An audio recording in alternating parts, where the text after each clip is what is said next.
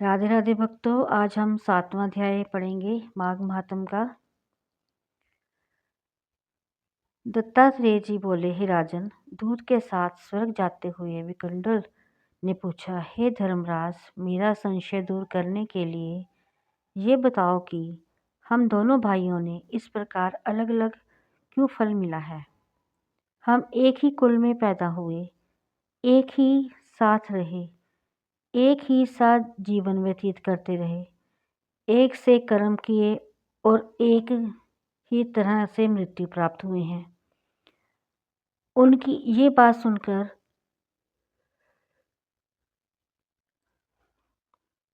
धर्मदूत बोला, हे विकुंडल,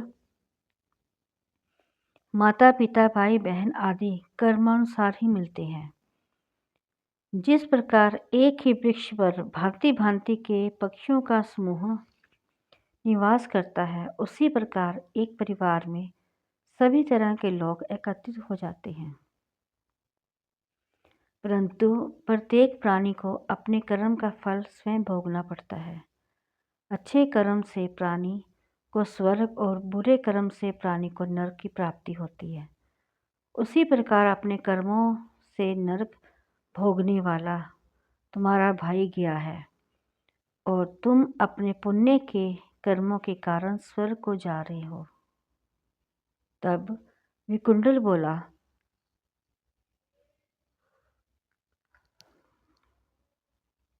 हम दोनों भाई सदैव साथ साथ रहते थे।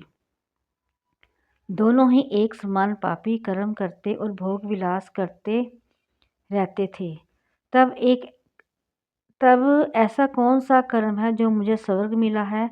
ये बात सुनकर उस दूत ने कहा, है तुमने जो पुण्य किया है उसे मुझसे सुन। हर मित्र का पुत्र सुमित्र, जो तुम्हारा साथी था, यमुना के तट पर आश्रम बनाकर रहता था। वह वेद पाठ करता हुआ हरि चरणों की आराधना करता था। उसके कहने पर तुमने 2 बार माघ स्नान किया। समस्त पापों को नष्ट करने वाली यमुना के जल में माघ स्नान करने के कारण तेरे समस्त पाप नष्ट हो गए हैं और तुझे दिव्य सुखों वाला स्वर्ग प्राप्त हुआ है। तेरा भाई पापाचार में रत रहने के कारण नरक की यातनाओं को सहन करता रहेगा। दत्तात्रेय जी बोले, हे राजन, देवदूत के इन वचनों को सुनकर उस वैश्य पुत्र ने दुखी होकर उनसे कहा, हे साधो, सत्पुरुष सदैव उपकार करते हैं। मैं आपको सर्वज्ञ जानकर प्रार्थना करता हूँ कि आप ये बताएं कि प्राणी किन कर्मों में सद्गति और किन कर्मों में नरक को पाता है। यमदूत ने कहा, हे धर्मश्रेष्ठ, तुम्हारे इस प्रश्न को सुनकर मुझे महान प्रसन्नता है। महर्षि, मेरे पास समय का अभाव है, तथापि मैं तुम्हारे इस सुंदर प्रश्न का उत्तर अवश्य दूंगा। जो मन वचन कर्म द्वारा कभी किसी प्राणी को कष्ट नहीं पहुंचाते, वे निश्चय ही स्वर्ग को जाते हैं। हिंसा करने वाला वेद पाठ, दान, तप, यज्ञ किसी भी कर्म से सद्गति प्राप्त नहीं करता है। अहिंसा समस्त धर्मों का मूल है। धर्मात्मा जन छोटे छोटे जीवों की भी रक्षा करते हैं, उनको नरक नहीं देखना पड़ता। जो मांसाहारी हैं, जीव की हत्या करते हैं, उनको नरक में रक्त स्नान करना होता है। जो मांस खाते हैं, कीड़े उनको कष्ट पहुंचाते हैं। वे नाना प्रकार की पशु योनियों का सेवन करते हैं। मनुष्य जीवन पाकर भी अपंग और दरिद्री रहते हैं। इसलिए मनुष्य को चाहिए प्रत्येक जीव पर दया करे और किसी को भी नहीं सताए। भक्तों बोलो राधे राधे। इससे हमारा आज का अध्याय समाप्त होता है। राधे राधे।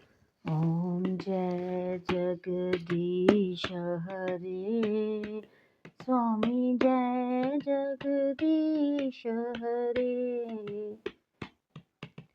भक्त जनों के संकट, दास जनों के अवगुण, बंसरी वाला दूर करे। ओम जय जगदीश हरे।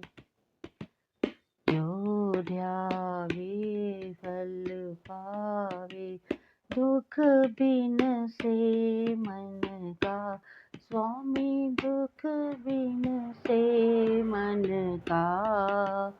सुख संपत्ति घर आवे, सुख संपत्ति घर आवे। कष्ट मिटे तन का। हरि ओम जय जगदीश हरे। मात पिता तुम मेरे, शरण पढ़ूं मैं किसकी। स्वामी शरण गहूँ है किसकी।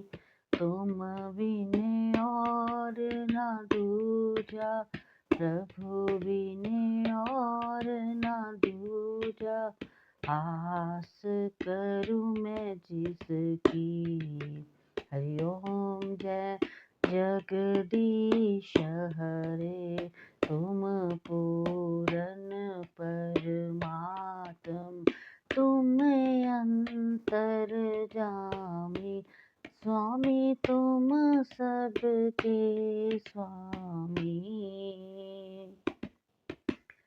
पार ब्रह्म परमेश्वर, पार ब्रह्म परमेश्वर।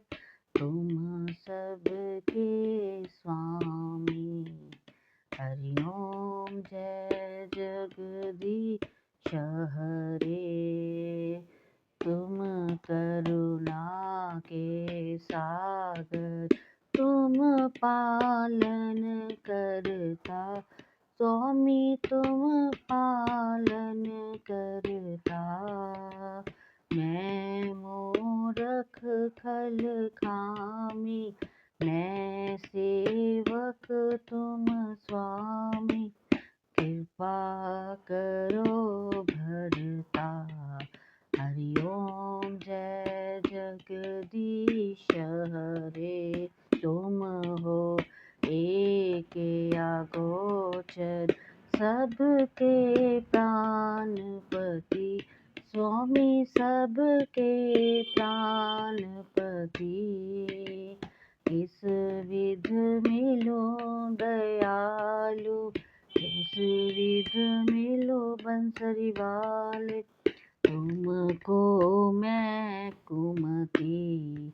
हरि ओम जय जगदीश हरे।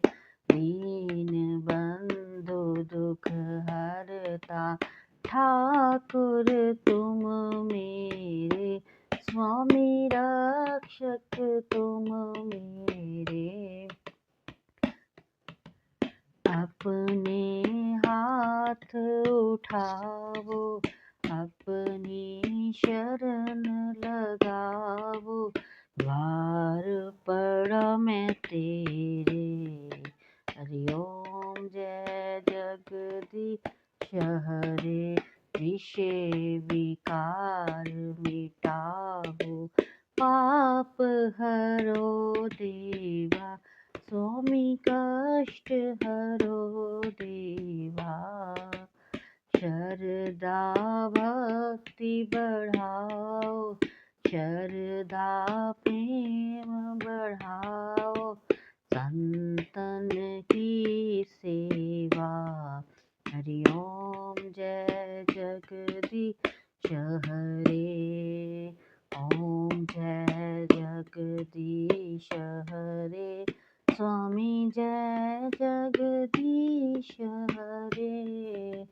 भक्त जनों के संकट, दास जनों के संकट। क्षण में दूर